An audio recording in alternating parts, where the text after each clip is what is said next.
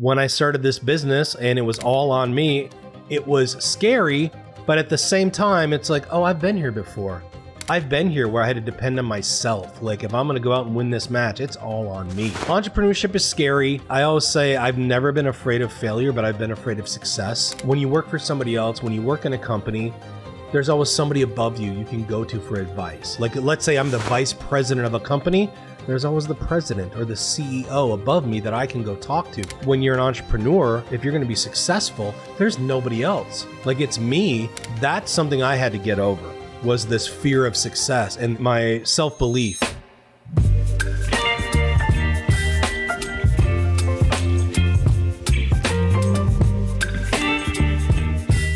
Welcome back to Mic'd Up. I'm your host, Mike DiCioccio, and our guest today has lived a journey defined by grit, creativity, and heart. He started wrestling at 4 years old, learning discipline from his father, a high school coach, and he then followed another passion. It was a sharp left turn into studying opera in college, a move that actually unlocked his gift for storytelling. In 1999, he packed his bags for Atlanta to join a professional a cappella group, beginning a 2-decade career as a singer. But the story doesn't end on stage. Today, he channels that same mix of discipline and artistry into film, leading a company dedicated to helping good people and good businesses share their stories with authenticity and impact. He believes collaboration beats competition, and that when one of us rises, we all do. Welcome to the show, founder of Focus Films, Graham Kuhn. Thanks, man. Wow, that was awesome. Thank you. I'm super excited to have you here. We got a little bit of a similar story, videography, our passion for content creation. So there's kind of a recent connection, and shout out to a couple mutual friends that we have that connected us over the last couple months. But when I was preparing for this interview, and thank you for sending me some stuff to look at, I was like, oh my God, a cappella, opera singer. So I actually dug up, I did a little homework on you. I watched a YouTube video, which I'm going to get your permission for in a moment that we can play it. And the wrestling thing is cool. I also saw you're in the fitness business back in the day, slinging gym memberships and stuff. So got a really cool background. It kind of reminds me of myself. There's different stepping stones that leads you to your final destination. And who knows, man? I know you're a young dude, and you never know what the next iteration might be. Or Focus Films might turn into something different down the road. That's super exciting. You never know, but I'm excited about your journey. We're going to unpack it all. And guys, if you're brand new to learning about Graham, I got his website, his social media, and everything in the show notes for you. It's always clickable. You guys who tune into the show on a regular basis know that's the drill. Check out Graham and on his social media and website. So, all right, brother, you're here. You're with us I got you captive for a little time. So I want to kind of peel back your story all the way at the beginning. Grade school to high school wrestler, right? And then you found this passion for opera singing, later into videography. Walk us through some of those transitions. Yeah, man. So I got into wrestling 4 years old just because my dad was the high school wrestling coach, and that was just what we did. So started doing that. By the way, I hate to interrupt a guest, but I have to do it this time. Coach Kuhn was my high school gym teacher as well. So my gym teacher's name was Kuhn, and he was also the football coach. And I don't know about wrestling. I didn't play football or wrestle, but it's so funny when I was reading your bio, like Coach Kuhn, I'm like, it just brought me back to high school. No way, dude. So do you have any connections to West Seneca, New York? No, I do know when I've traced my genealogy, I know when my people came over from Germany, there was a big outcropping in Pennsylvania. Okay. And then kind of moved from there. So I think some went New Yorkie, some went to the Midwest. So no, I don't. But that's wild, dude, because my dad was also an assistant football coach for many years. Holy Coach cow, Kuhn. Dude. I knew people tuning in from West Seneca know Coach Kuhn pretty well. So that's cool. Pretty awesome, dude. Yeah, so he was the wrestling coach. And I'm from a town of 1,000 people, dude, in Wisconsin. Mm-hmm. There's nothing to do in the winter. So it was wrestling or basketball. And my dad was the coach, and I was 4 years old. And he's like, "You want to wrestle?" I'm like, "Yeah, sure." And I was horrible, and I didn't love it, and I'd get beat, and I'd cry all the time. But I kept going back year after year. And so that, playing Little League baseball and all that, just a normal Midwest upbringing. Then I was 5th grade was when we could start doing band. And I was like, hey, I kind of like check out saxophone. And I really liked playing in the band. I liked music. So that was cool. So that kind of started my dual journey of athletics and music.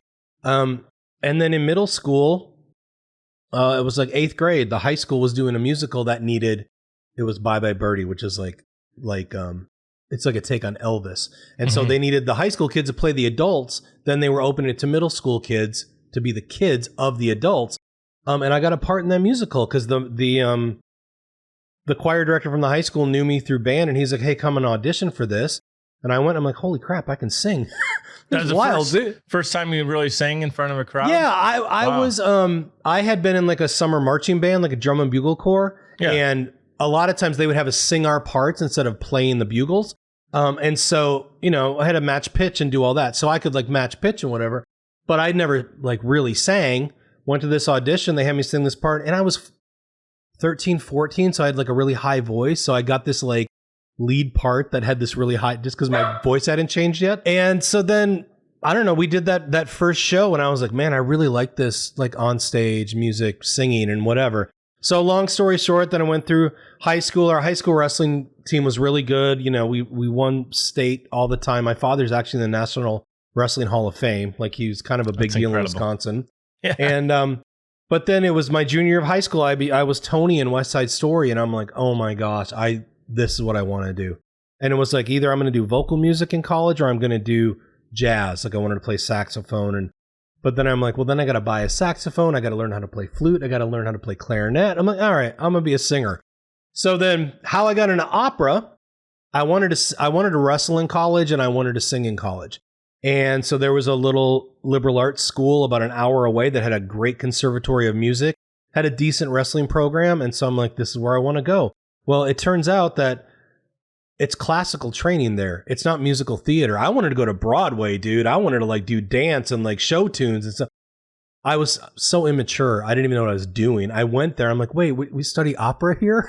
And so I'm like, I did. And like, what an amazing foundation to learn how to support like that and sing like that. And like, somebody introduced me on a podcast. They're like, and he spent 20 years with a singing career doing everything but opera. Like, I never got into it, but it was a great foundation. And then after college, here's my lesson for the kids out there. Yeah. I flunked out of college, and everything's turned okay. Everything's turned out okay. You're okay. You're doing great. After 3 years, they were like, your GPA is 1 point something. I was, my major was pretty much partying. Yeah, I was going to say. Skipping class. And, in high school, I was like honor roll, goody two shoes, class president, all that. I went to college and just let it fly. So flunked out of college, was off for a year, came back for a year. And then. Who were you partying more with, the wrestlers or partying with the drama club? Wrestlers. Okay. That's funny, dude.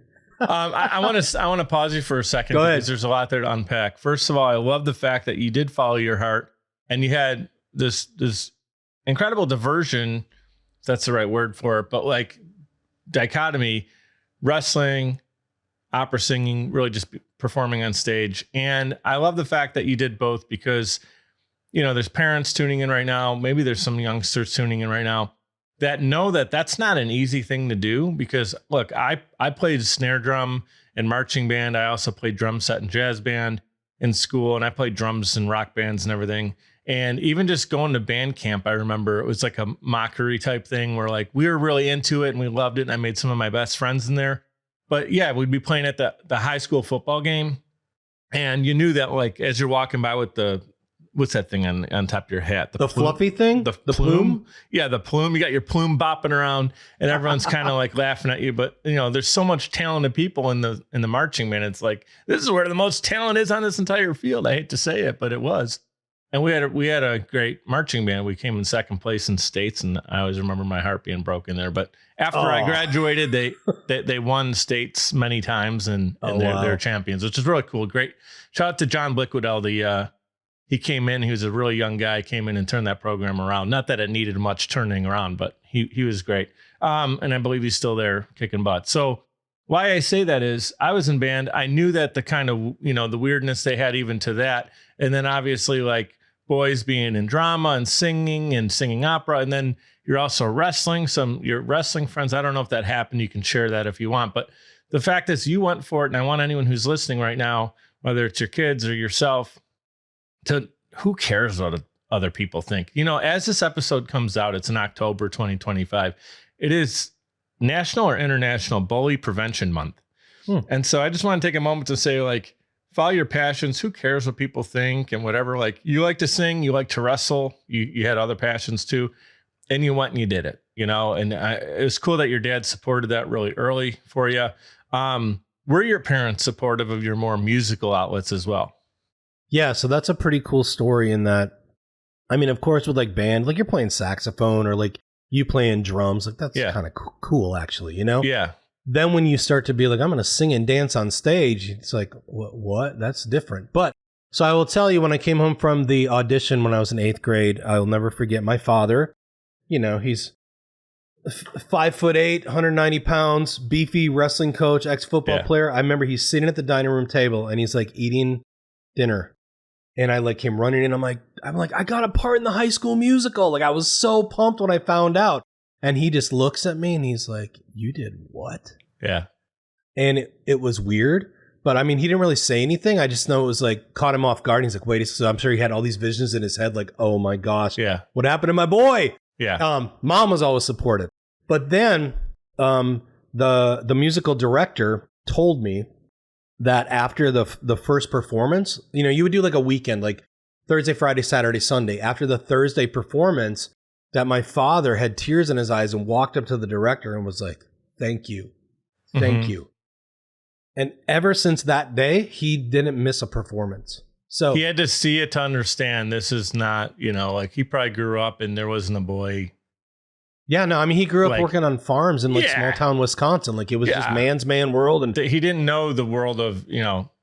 Yeah, and I think he just felt be into acting and singing. And I mean, like. Yeah, and then you see your kid up there doing something pretty cool. Yeah. And it's like all of that like fear goes away. It's like, wow, that's really cool. And then you're filled with pride. And so then, yeah, my mom was like, every time he hears you sing, he has a tear in his eye. And so it was Bye Bye Birdie was the breaking point. Bye Bye Birdie, that was it, dude. Bye Bye Birdie, Hello Dolly, South Pacific, West Side Story, and Pippin. That's what we did in high school. One thing, I got a little beef with the musical world because again, we're off tangent. This isn't about me, but I'll share a little backstory. So when I was in middle school, you'll appreciate this because this is when you got your big break in middle school. I signed up to be on stage crew because my best friend, he was also a drummer, Tom. He was on stage crew, and I forget. I think he signed up first, and I kind of was like, "Yeah, let's do that to hang out after school, whatever." And we did, and then it was Wizard of Oz, and the girl who played Dorothy was in 7th grade. My buddy Tom and I were in 8th grade, and so we were there seeing rehearsal, and you know they'd stay late sometimes and just run through her lines and. She had this beautiful singing voice. I just remember turning around, like locking out, like eyes on her, and I was like, "Oh my God, she's gorgeous!" Like I gotta find out who this is. Now we're in 8th grade, right? So I just always remembered that. I don't even know if I knew who she was or in school if I ever like tried to seek her out to talk to her or anything like that. But the next year happens. My buddy, same friend, is in marching band. And he's like, hey, why don't you drum in marching band? We always drum together when we hang out on the weekends and stuff. You should do this. I'm like, whatever. I don't want to be in marching band, but I'll do it because I can drum and hang out with my buddies. So I did. And in color guard, there is Dorothy. I'm going to call her Dorothy. Right. The lead. She was in color guard, and she was also friends with a couple mutual friends. So I finally got the courage, like the courage of the lion. Of the lion. And I went and talked to her.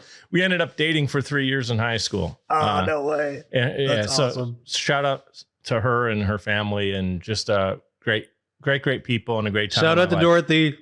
I'm going to just call her Dorothy just for purposes. But yeah, so that was my little high school thing. The beef I have with high school musicals or middle school musicals is there's like the same 10. Can we get some originality going? Can someone write a new musical? Like, why are we still doing Bye Bye Birdie in 2025? Like, everybody knows the stories about most of these.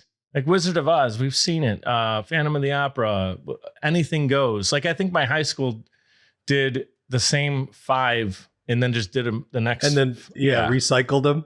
So the music director, I don't think he'd be watching this, but if he did, he'd probably be upset with that because there is some diversity, but not much. Yeah. So that's my beef. That's cool. Dick Tracy, you know the movie Dick Tracy from the 90s that has great singing in it with Madonna, Breathless. Yep. That has some singing in it. And they did actually turn it into a musical at some point. And I don't know if it ever did like the Broadway circuit, but I think that would be a cool like high school musical. Do something fun with that and modernize it and has a little darkness to it. And yeah, I think that could be fun. It's new, it's fresh. The people going to see it are watching their kids, but also watching something new for the first time. You know, that's not anything goes for the 100th time. So wait, next time we're doing Godspell. All right. So you get it. So here I'm going back to you, brother. My fair lady. Go ahead. But I did want to add to that because you talked about parents supporting their kids and anti-bullying. And I do think this is like a really cool part of my story. And I'm very lucky that it went this way in that. So when me and a couple of my buddies in 8th grade, when we got in that High School Musical, I mean, I was playing football, baseball, like I was a jock guy, you know, but we were doing this and a couple other buddies doing it. And slowly like football players started getting involved in the musicals. Yeah. Like this big, like fullback, 210-pound dude, heavyweight wrestler, fullback, like almost all state kind of guy. He's in the freaking Hello Dolly, like dancing with, and like, so I was very lucky that our little community, all the jocks and everybody kind of embraced this theater atmosphere. Yeah. And so like we're being late to musical practice because we had wrestling practice or football practice. Like, so I was very lucky that it was actually kind of cool to be involved in that, which is not the norm. But if you can get that kind of a vibe where you're embracing the jocks are in the musicals and, you know, all that, it's just, I was really lucky, dude, because I know a lot of people don't have it. And that's why I was able to play 3 sports and be in musicals and pursue my passion because I didn't feel judged.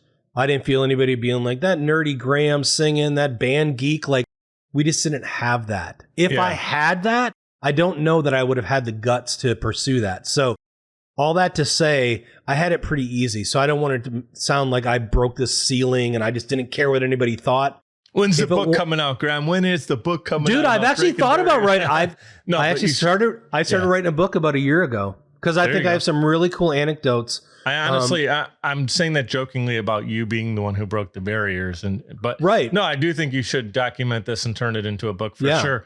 What I want to say real quick is, looking back at my high school years, a lot of my best friends that were musicians and band with me were also on the football team, and some of them were. And, you know, like they'd be in jazz band and on football. They couldn't be in marching band because they're on the football field. But they also would be, you know, sometimes in chorus or, you know, doing the musicals and stuff.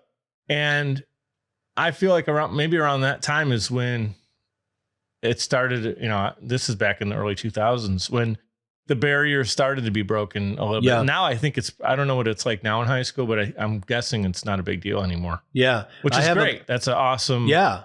Yeah. I have come a long way. Photos of me in my football uniform at halftime directing the band. So I was like the drum major at halftime with my football uniform on. And that's awesome. I would sing the national anthem before every wrestling match. So I'm in my wrestling get up before the match. I got the microphone singing national anthem. And then. Were you the prom king?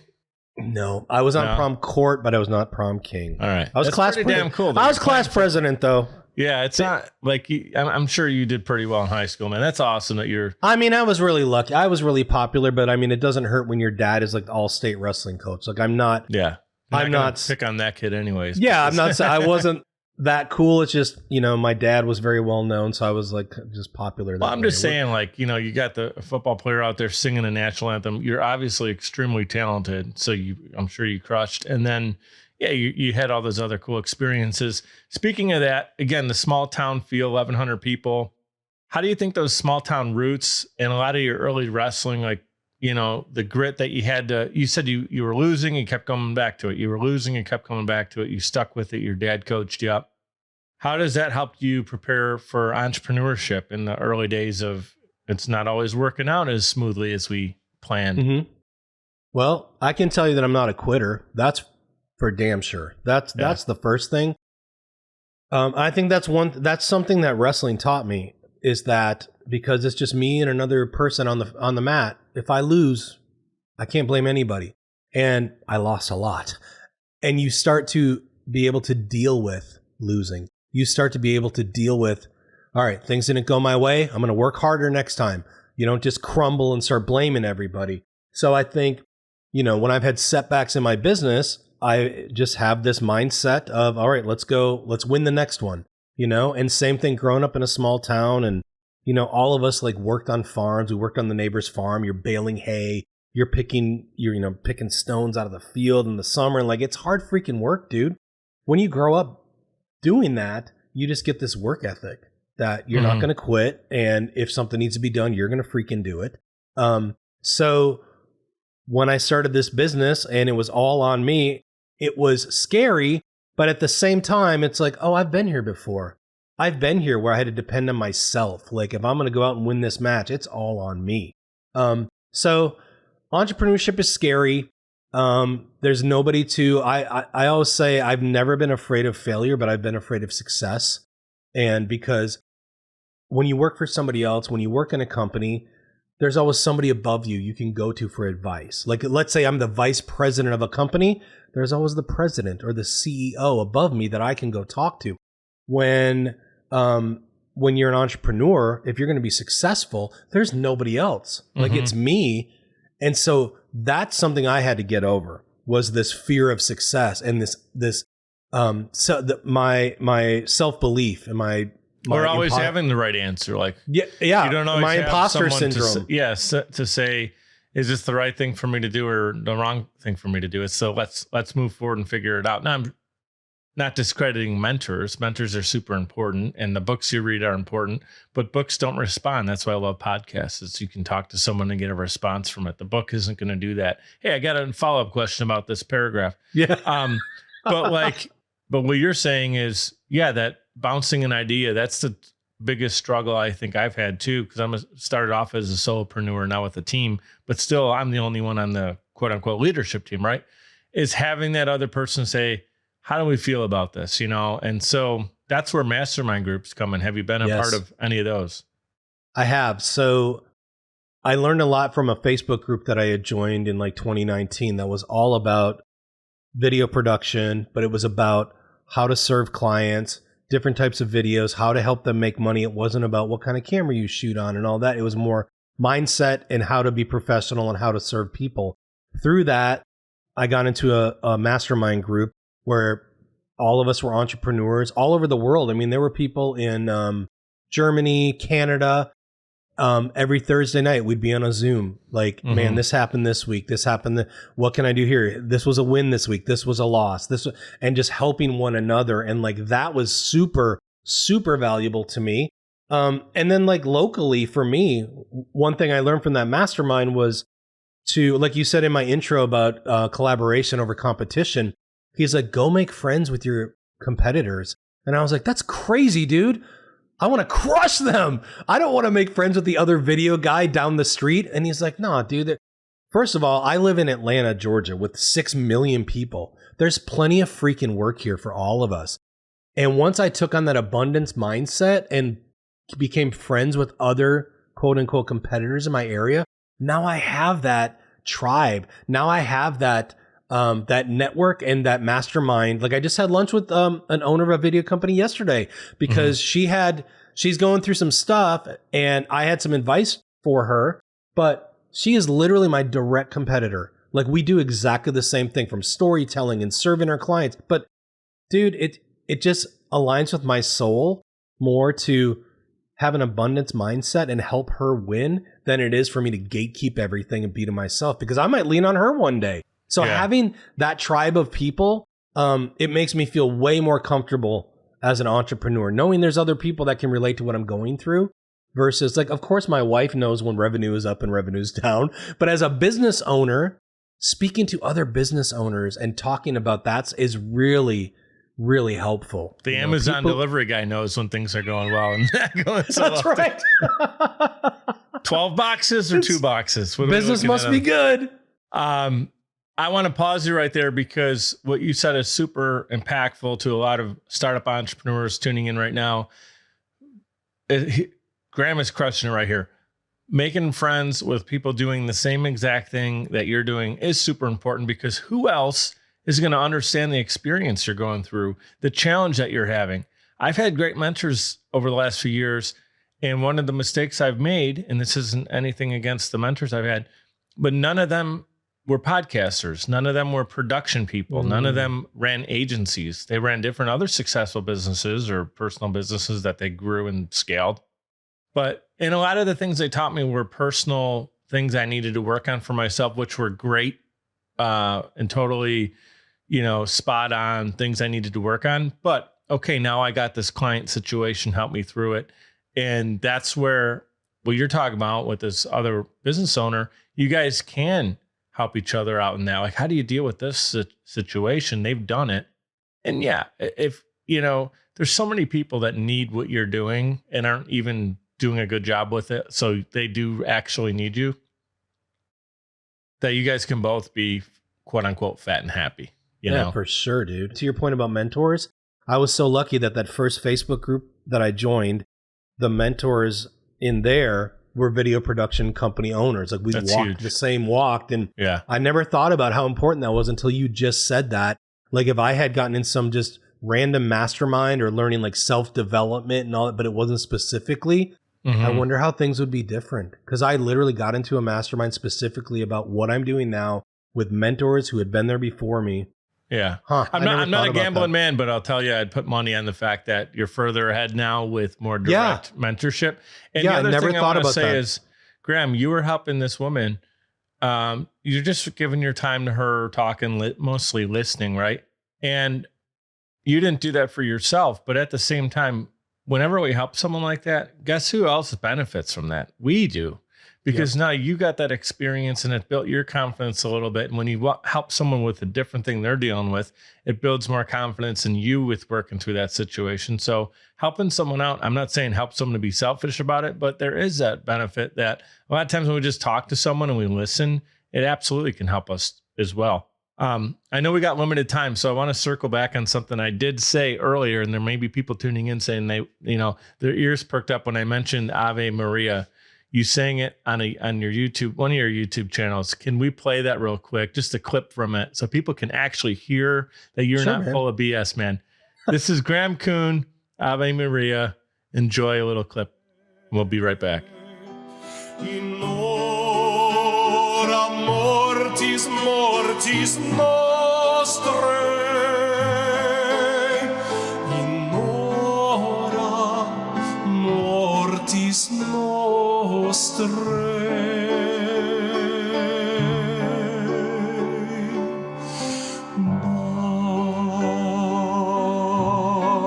Ave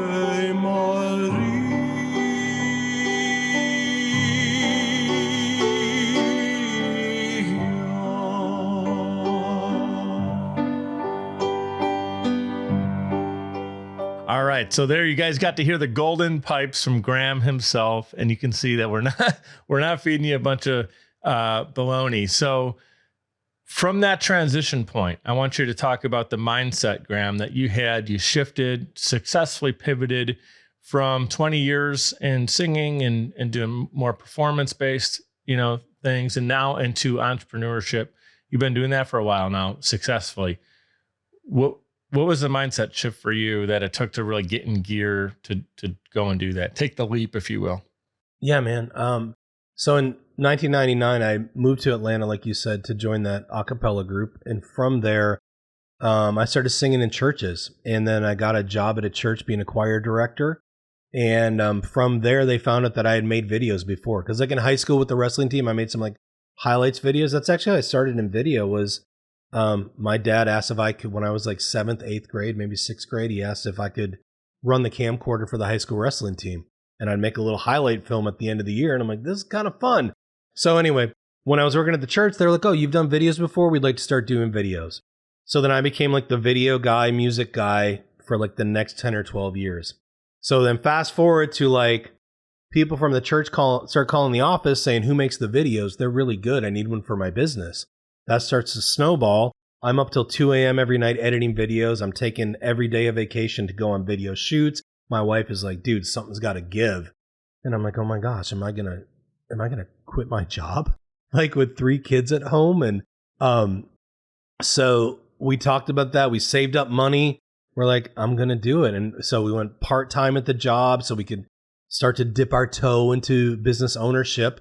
And so the mindset was just really, I had a full book of clients and I had this like, it can't fail mindset. Like it can't, we've been crushing it. And so I handed in my 2-week notice and my last day was March 13th, 2020. So here's where it gets crazy. Well, I know what happened. You know, we all know, 3 days later, yeah. Everything shut down. Yeah. And I lost probably $100,000 in contracts that first week. And so literally, you want to talk about vulnerable, dude? I'm a pretty even keeled dude. I can deal with wins and losses in my life and stay pretty even. I was so depressed and scared. I just sat on the couch and got drunk for like 2 weeks straight. Wow. I didn't know what to do. My wife is screaming at me to get my job back. And I'm like, I'm not feeling that. And so, long story short, it worked out okay. Pivoted, got through that. But that was a scary time, man. But mindset wise, as a business owner, my identity was the singer at church, the video guy at church. Mm-hmm. Now I'm going to come at him with, I'm a business owner. I'm a video, whatever, professional, video strategist. I have this identity where they're going to think, what the hell do you know, dude? Imposter syndrome. 100,000%. Yeah. While you're in the moment of all this initial energy gets wiped out by the pandemic, and a lot of people can relate to that, but we're talking literally, here it is. No, it ain't. Right. Yeah. And then I'm trying to build a business with imposter syndrome, like not believing in myself because I had things lined up. Mm-hmm. Now I'm kind of starting over. And so, just learning about imposter syndrome, doing, work on my self-belief and, all that kind of stuff, and understanding that I am good enough, that I know more about video marketing than the people I'm working with. I do have value.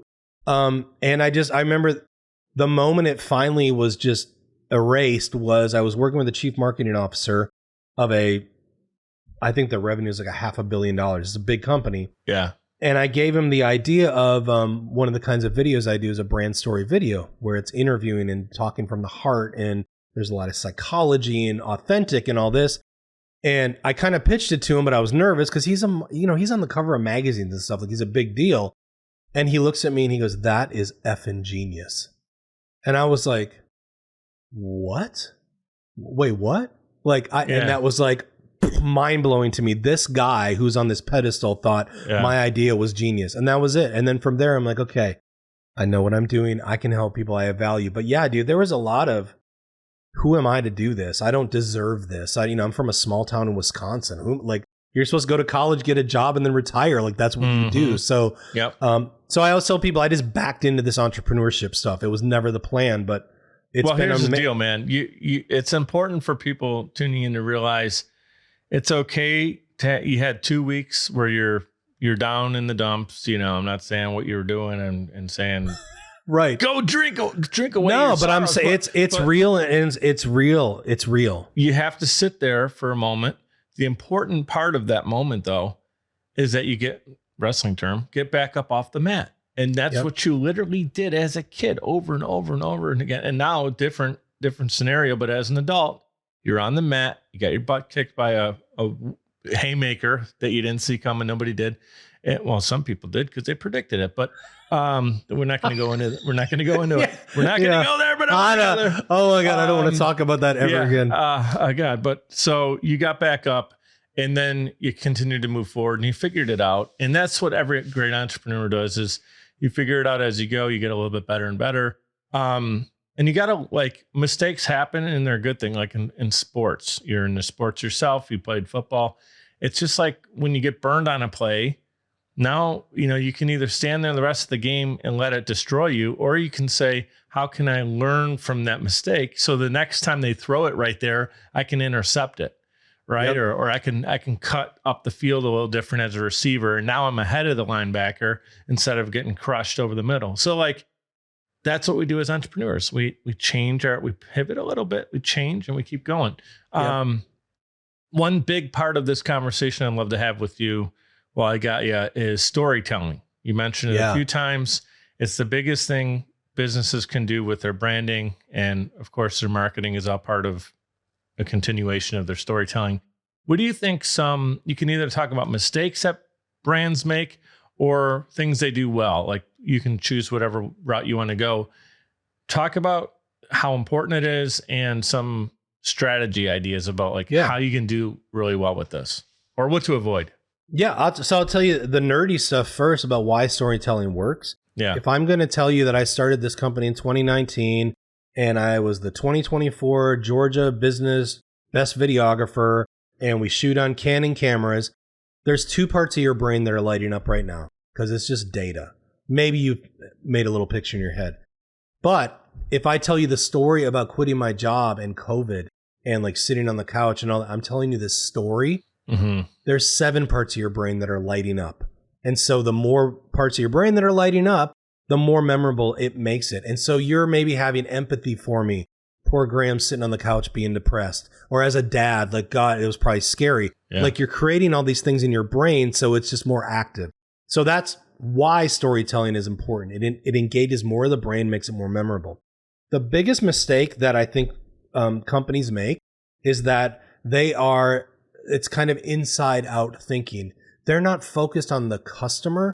They're focused on telling their story. My dad started this company in 1978, and we've served 1 million people over those years, and we do this, and we are this, and we won this award, and we're the best in the state, and it's all me, and my ego. So yes, that's a story, but the story has to tell the person watching it what I can do for you. How am I going to help you? That's the story. So if you've read Story Brand, it's the whole hero guide goal framework where I just did a workshop and I love to use this example. If you've got the movie Aladdin from 91, 92, Aladdin's our hero. Mary and Jasmine, that's his dream. That's his goal. Well, in the middle is the genie. That's the guide. The guide is going to help Aladdin achieve his goal. We're bought into Aladdin. He's the hero, man. We want him to win. The genie is going to help him, guide him to his goal of marrying Jasmine. We as the company are not the hero. We are the guide that's going to help our customer achieve their goal. Yep. So when I'm telling a story, I want to talk about how I'm going to help them, or I talk about a client that I've helped, how I've helped them, versus I shoot on this camera, I have this much experience, I won this award. Like, that might be impressive, but somebody watching a video and they want to hire somebody, they're in the back, they're like, how can this guy help me? How can this woman help me? How can they help me? If you never get to that and you just brag about yourself, it's not going to go anywhere. So I think that's the biggest problem, is that we have this like about us page on our website. And that's like the story we tell, like, look at how freaking great we are. Look at how long we've been in business and all this. But it's never like, this is why I'm passionate about helping people. This is why I'm good at what I do that's going to help you. I can be your guide to make you the hero of the story that's going to achieve your goal. Does that make sense? 1,000%. I agree with you. It's just, and you're doing a great job with it. What are some mistakes that people, well, you talk about the big mistake, talking too much about being yourself. too focused on themselves. But what about, now you're at a shoot and you're there, the lights are on, the cameras are on. You got someone sitting in front of you, they're a business owner telling their story. What's some advice for that moment? Just to prepare or be in the right mindset, what would you say to deliver? Well, what I do is I'll do like an interview style for that, because I want them to be comfortable. Right. 99% of my clients have never been on camera before. This is not what they do. So if you That's why I asked the question, by the way. I set you up here. Yeah, you slap a teleprompter in front of them, they turn into a robot. Yeah. So we do the interview style, and we've actually already had this conversation probably a week before. I spend a whole hour with them doing a deep dive a week before we ever turn cameras on, because I want them to know the questions I'm going to ask so they're comfortable. And I already know the answers because I've dug into their story and I understand it. So we're basically having the same conversation a week later, but they're way more comfortable. And then what I want to accomplish in like a brand story video, like psychologically, I want to know who they are. I want to know what they do. So just tell me what your service is. Who do you serve? What service you provide? And how they provide that service. What makes them different from their competitors? You know, like, well, we do these services and the other guys do this, or what makes us different. But then the biggest one is why they do it. because if you've ever looked at like Simon Sinek, like lead with why or start with why, that's what people resonate with. So if you see any of my brand story videos on my website, they're literally the same template. Person introduces themselves and then they go deep into their why. We don't start with, I'm a plumber, I'm a chiropractor, I'm a home builder, I'm a roofer. We go into, why do you do this? And that's the story that resonates with the viewer going, wow, this person is really compassionate. They really care about this because they're driven. Whereas if the roofer comes in and goes, you know, we work with this shingle company and we provide this warranty, it's like, it sounds like every other company out there. But when we lead with why and we tell our story, when we're authentic, nobody can compete with us being ourselves. You escape competition through authenticity. So like if, like the other video production company that I met with yesterday, she and I literally do the same thing. We provide the same services. We have a very similar approach, but she's her and I'm me. And there's just different energy, different vibes, different. That's what makes us different. That's the only differentiator we have, is being authentic. So that's how I get my clients to open up, is we literally just have a conversation. The cameras disappear and I just get them talking from the heart. And we've had the, if you want to call it the pre-planning meeting, the pre-production meeting, we've had the deep dive. We've already had this conversation. Whereas a lot of companies will just turn on the cameras and be like, all right, Mike, good to meet you. Let's learn about you. And then they're digging and grasping and they miss huge parts of the story, you know? Yeah. So I think it's crucial. You got to get to know the story first and then ask good questions and be conversational to get them to talk about things that's going to resonate with the viewer. And one other thing is I see a lot of, like, sometimes I do some editing where the company shoots it and they send it to me to edit. So I hear the interviewer and they literally have like 8 questions written out. And those are the 8 questions they're going to ask. You know, the person gets done with this great heartfelt story and they'll be like, okay, great. Number 2, what's your strategy for it? Like, but bro, you need to go with that. Dig into that. Have a conversation. And that's how you get these videos where my clients go, how did you make me look so good? How did you make me look so professional? I'm like, because that's you. You were literally just shooting the breeze. I was asking you questions to get you to talk about things. So authenticity. Mic drop moment on the show right there, being authentic, but pulling that out of your clients.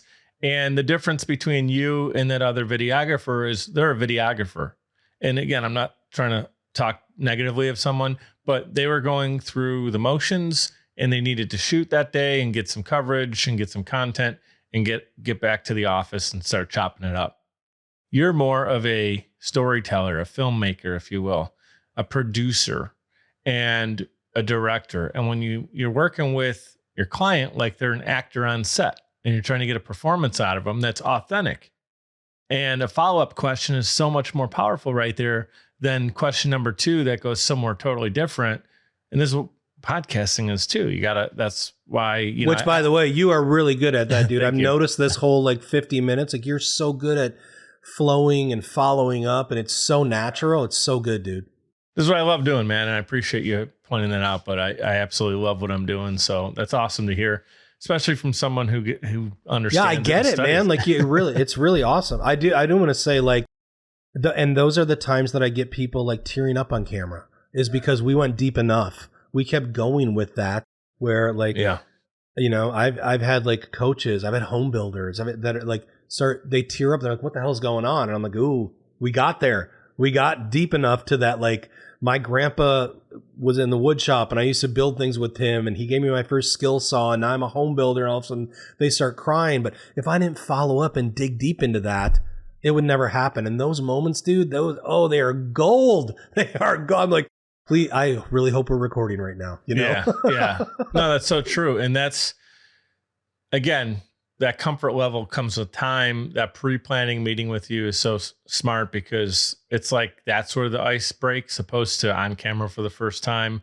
And I've had people, I've had clients where they want a podcast or the company wants to create a podcast, but then like the CEO of the company is the host and they're not really like comfortable on camera. It's like, maybe we should have the marketing director who's a little bit more, you know, they've been doing personality, a little looser. Yeah. And like they actually want to be on camera where you kind of load it. You're trying to avoid it. You're hiding behind your desk when it's time to record. And it became a problem. It became a problem. Let me say something about that. Because if we're talking about like somebody who wants to shoot their own videos, but they're not comfortable. Like, it's just one of those things where it's so simple and it sounds so cliche, but it's like, you just got to keep doing it and you get more comfortable. Like, I equate it to when I first met my wife and we started dating. Like, I wasn't fully myself. I wasn't like, Graham, you know, I'm subdued. I'm this. As I got to know her, I got more comfortable and came out of my shell. And then you get the real me. It's the same thing with the camera. The first time I shot a video was horrible. The first 20 times it was sucky. But you just have to keep going and eventually, I promise, it gets comfortable and you don't feel so stupid looking at this little black lens and being like personality and like, hey guys, good to see you today. Like, it just goes away. So you just have to keep doing it and literally everybody can do it. I want to drive that point home. Yeah, I agree with you 100%. Like, it's the reps. It's like anything. You talk about sports a lot in this conversation. Like, a great quarterback has so many reps. They're practicing in the off season. When it's game time and they need to deliver a 15-yard strike, they've done it so many times that they can do it with their eyes closed. Golfers are a great example. Like, they're hitting a ball hundreds of yards with accuracy not because they just picked it up and they're trying for their 30th time. They've been doing it, some of them for 30 years, right? Yep. So, absolutely a great point. And if you want to get great at anything, the number one thing you can do is never give up, because I've never found one person who's great at what they're doing today. And the reason that they're great at what they're doing today is because they gave up. Just 0% of the people that are doing something great today gave up. They're all continuing to go. They're on their multiple iteration of their business, product, service, whatever it is, they continue to roll. And so that's great. What we got to do real quick before you run is pay the bills. So I want to send people, if we're talking about podcasting, I do run a podcast agency. You guys know this by now. Social Chameleon. You can visit us at socialchameleon.us. We got that in the show notes for you. You press record. We handle the rest.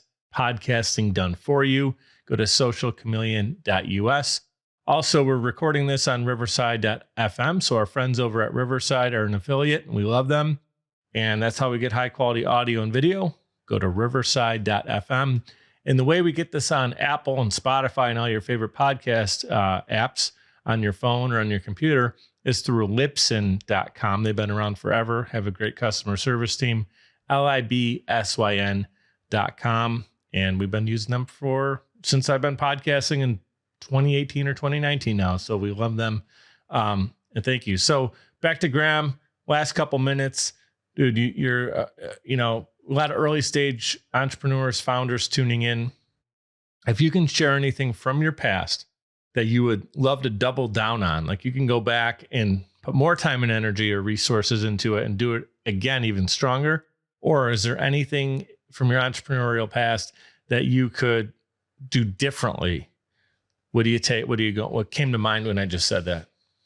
So two things. First thing that I would double down on is the self-development and the self-belief. I think things would have gotten there faster if you can get through that. They say it's like 80% of people have imposter syndrome, but I think it's like 99%. Like everybody has that little voice that's like, you're not good enough. That's not who you are. Bro, every one of us has value. If I could have gotten through that faster, I think I'd be even farther ahead. Something I wish I had done sooner was build a team. As far as like in my business, a real time suck is editing. I don't love editing. And a mentor told me the first thing to offload is editing. Find an editor, let them do it. I wish I had done that sooner. And also like another shooter, another camera person. And like, that's how I'm going to grow, is by managing people, not managing projects and managing cameras and all that. So I wish I had started building that sooner. It's just, again, it was, I think, imposter syndrome, where I'm like, I don't know how to run a business. I don't know how to build a team. I don't know. Bro, you just got to do it. It's just, I mean, I'm a huge risk taker, man. I'm not a play it safe guy. So I don't have great advice. Like, be like me, like be crazy and just do stuff. But I mean, what you just said is great though. And like anybody who's listening, you may not have a, videography company with multiple cameras and multiple editors on your team and a post-production and a pre and production teams, but you also have your own team that you need to work with. Like I do at our podcast agency, we have a team and very similar to yours with a post-production team and all that. But like whatever, someone might be producing, purses, it might be a product. It might be a makeup line. It might be whatever, a totally different business. And there always are going to be people. And when you focus on the people on your team and focus on the people as your clients and your prospects, which you're doing a great job of understanding and listening, getting to the heart of them, then you can actually serve them and get somewhere. So I think anybody who tunes in can definitely appreciate that and make that more of a focus, is building out the people. And you mentioned you don't like editing. It's funny. Like I said, I have a background in media production. I went to college for media production. My favorite thing was editing. I love storytelling by you and I could have 10 clips and you can edit it on your end and tell a story, and I can edit them in a different order and tell a totally different story with the same 10 5-second clips, whatever we're given to work with. And that's fun. Staying on someone a little bit longer, cutting away, having it be a closer up moment. I love that. But the thing is, as a business owner, if I'm editing every single clip or every piece of content, now I'm not able to scale the business, So my struggle, just share this with you candidly, was learning to delegate. Even when I love to do something, it wasn't what was the best thing for me to do. And actually my background in sales before I became an entrepreneur and after I went to college for media production, I have this like 10 to 15 year window of being in sales. And that's the thing that I need to lean in more as a business owner. And I think people tuning in can relate to that. It's like, you want your business to grow, you have to be focused on new business growth, sales. So yeah, build that team out. Great advice. I know you got to run. Is there anything you want to say before you do that? Oh man. I mean, my best advice is be authentic, be yourself. Like we talked about way back to like middle school music and all that, like literally don't care what people think. If you're passionate about it, if you believe in it, go for it. There are other people out there who believe in you, I promise. So be yourself, be real. Don't worry about what other people think. And that's also what's going to attract the right people to your business. If you're being yourself, people you resonate with are going to be attracted, and people who don't vibe with you are going to be repelled. And that's perfect. So be yourself, be authentic. Be yourself. Everyone else is taken. I love that quote. Oscar Wilde. Oh, I love it. I always end it with this. You said, be real, be authentic. I end every episode with be great and be grateful. And I'm grateful for you being here. I've added a new one as well. With everything going on in the world today, I think there's no better time to remind everyone, be kind. Be kind to the person next to you at the grocery line, the person sitting next to you on the airplane or at the airport, or your friend or family member who's having a moment, your kid at the dinner table. Just remember to be kind. I mean, we all can use a little bit more kindness and give some more kindness. So appreciate you being on the show. I learned a lot from you today. What a cool story. Graham Kuhn, everybody. Check him out in the show notes. Thank you for your time today. Thank you, man. Thank you.